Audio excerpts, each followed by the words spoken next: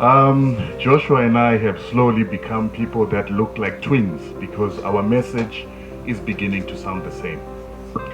And today I'm going to say a few things that have gotten me into trouble before, but I'm going to say them because I believe that they're very necessary, especially for the African farmer. And I'm going to reiterate more or less what it is that Joshua was saying.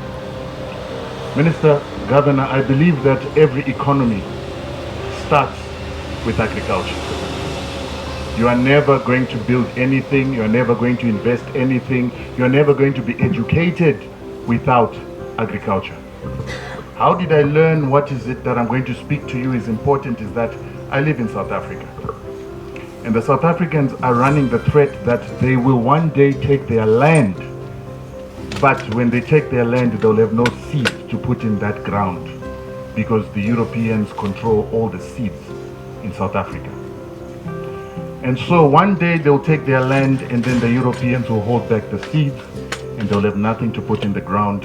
Then they have to go back and negotiate with the same people that they took the land from. I will leave that story and I'll tell you another story. There's a company called Lima Grain. And unfortunately, or fortunately, Lima Grain controls a stake in Seedco. Lima Grain sells tomato seeds in Europe for between 60,000 euros to 40,000 euros a kg for hybrid seeds that they manufacture or grow in India and hybridize in India for 200 euros a kg. What am I saying to you? You're a gold producing country. The seeds for tomatoes in Europe are already selling for more than a kg of gold. Because the Europeans accepted and allowed for Lima Grain to destroy the traditional tomato seeds by hybridizing them.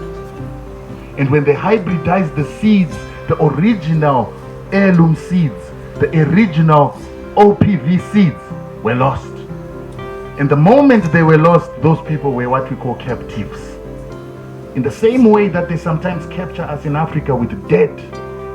I am an anti-sanctions activist in an organization called Zimbabwe Anti-Sanctions Movement, and we are fighting the captivity of the banking system by the Americans.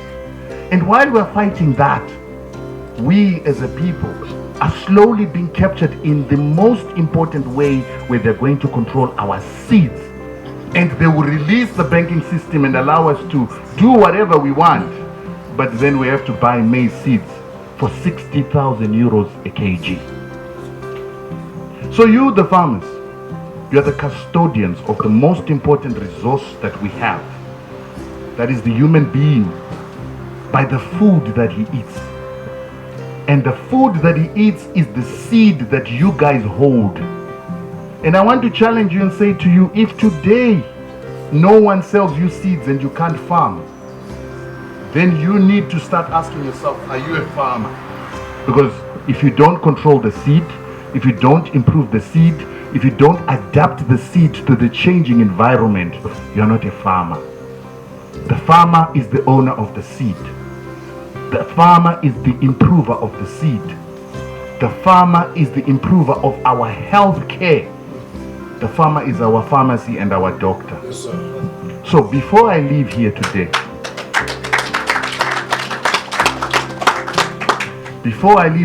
I want to challenge you that you need to start learning the seed, the science of controlling your seeds, owning the seed, improving the seed and adapting it. But more critically, you're also the custodian of the soil. Too many times since the European came, they've been defiling the soil. They've been polluting the soil, polluting the water system.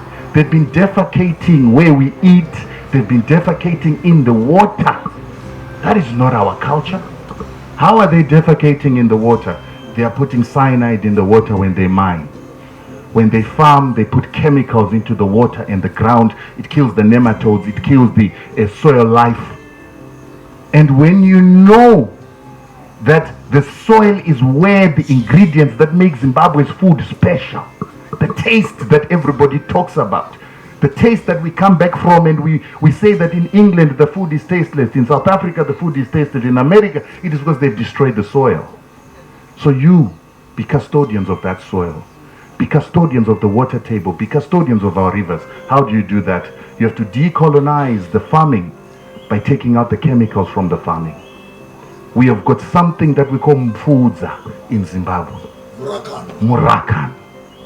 You are able to utilize what nature created to create fertility and life in your soil.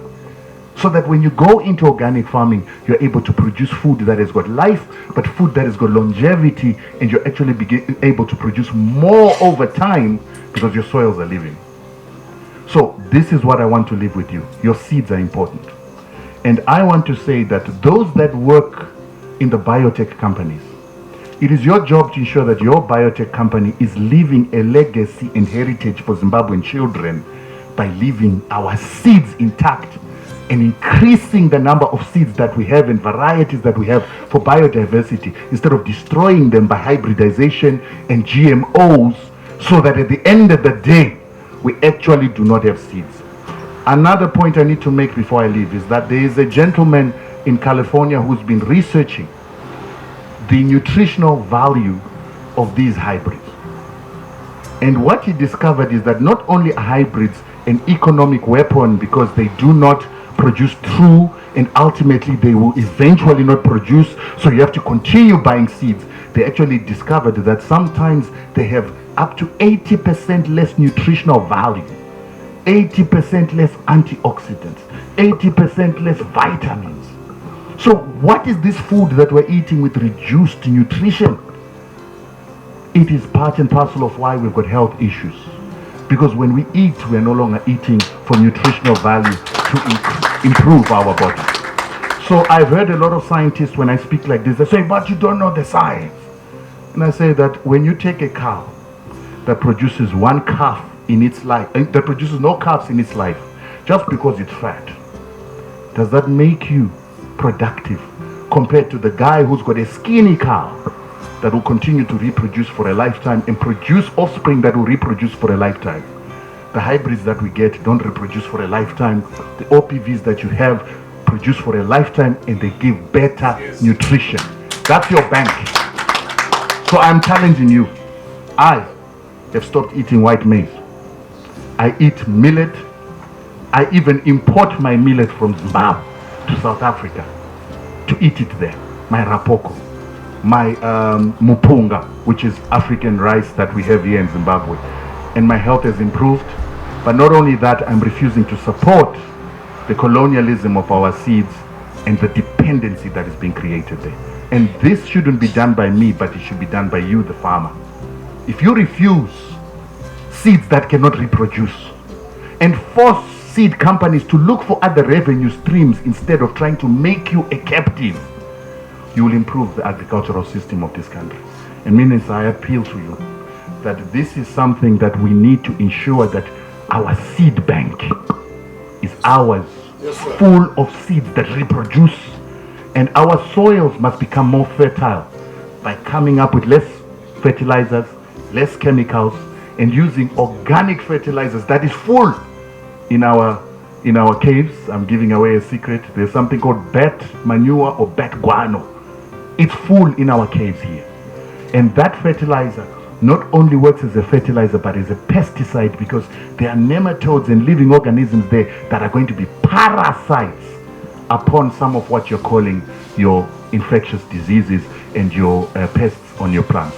Lastly, another thing is, I watched a video from America where a white gentleman was showing off Mashona cows. And says these Mashona cows are the most hardiest cows in the world.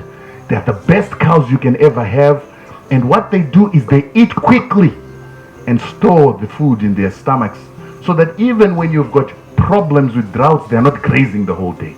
I was flabbergasted, because we are getting rid of Mashona cows, Matebele cows in Zimbabwe by hybridizing them with breeds that are not even adapted to the diseases in this part of the world. They are not adapted to the grazing styles that are required in a savanna that is prone to climate change. Guys, come on. We have to go backwards, not forwards.